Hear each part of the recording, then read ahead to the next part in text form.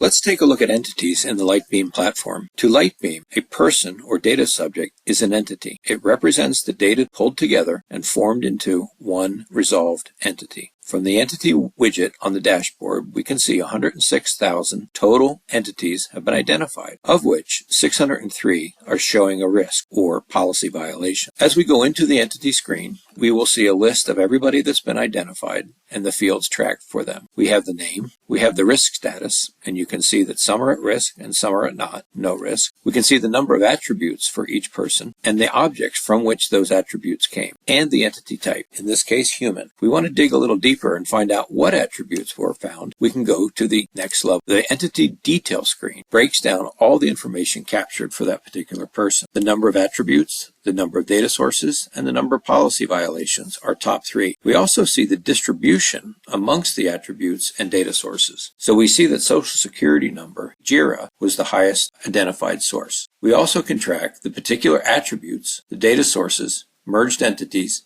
alerts, and policies. We can look at each one of these quickly. This is a list of all the attributes that were captured for Michael Hughes. We see the medium status indicating the risk level, the number of attribute instances for each one. For data sources, we see that it was captured in AWS and JIRA, and we can drill into each one of these as we go further down the line. We'll look at merged entities. Merged entities is a core piece of the entity resolution process in LightBeam. We may see records of Michael Hughes in different data sets that have slightly variations on the information. Here we see that Michael's generic name, Michael Hughes Brendan, was in this data set, but not his first name and last name.